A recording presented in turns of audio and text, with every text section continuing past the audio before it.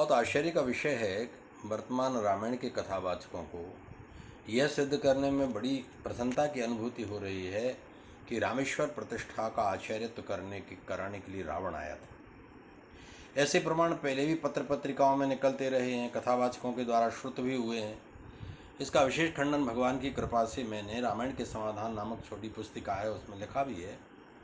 14 पुराणों में श्री राम कथा का वर्णन है। उसमें से ब्रह्म पुराण, लिंग पुराण, पूर्व पुराण, स्कंद पुराण, पद्म पुराण, इनमें प्रतिष्ठा का विशेष प्रकरण है। और महाभारत में 4 बार राम कथा का वाचन आया, लेकिन कहीं भी रावण के द्वारा रामेश्वर पुराण प्रतिष्ठा का कोई प्रमाण प्राप्त नहीं होता है। पता नहीं ऐसी अनर्गल, अप्रामाणिक, अशास्त्रीय, असत्य घटनाओं के प्रतिपादन करने में, प्रवचन करने में, श्रोताओं को इस ओर आकृष्ट कराने में व्यासों की द्रव्य संधि का बोध नहीं हो रहा है। अच्छा, महर्षि वाल्मीकि से लेकर के गोस्वामी तुलसीदास जी तक इतना राम जी के प्रति साहित्य विद्यमान है, इनको पृथक साहित्य में तमिल रामायण में, कम्ब रामायण में जाने की आवश्यकता क्यों प्रतीत होती है? कम्ब रामायण एक काल्पनिक रामायण है, कल्पना से लिखा। संस्कृत के विद्वान हो जाना कौन बड़ी बात होती है? महाकवि कालिदास को ले लें, भवभूति को ले लें, चाहे हर्ष को ले लें, चाहे बाणभट्ट को ले लें, कोई भी महाकवि हो,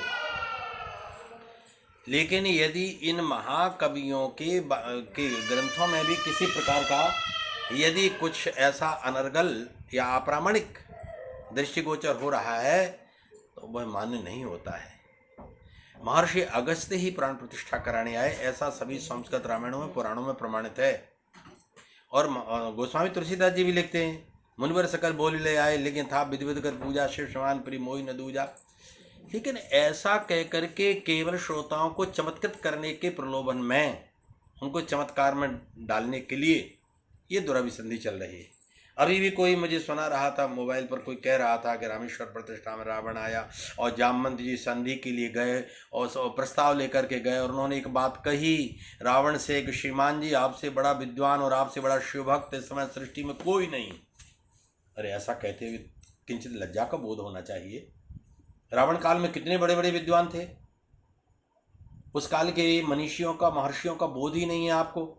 ऐसे शब्दों का वर्णन यदि कम्ब रामायण में लिखा भी है तो क्या ऐसा यथार्थ में लगता है आपको? क्या एतावता सभी शास्त्रों से सुनिश्चित सत्य सिद्ध हो रहा है कि श्री रामेश्वर प्राण प्रतिष्ठा में महर्षि अगस्त्य ही आचार्य थे, उनके द्वारा ही प्राण प्रतिष्ठा संपन्न हुई है। इसको न गोस्वामी जी मानते और महर्षि वाल्मीकि से लेकर के कोई नहीं मानता है।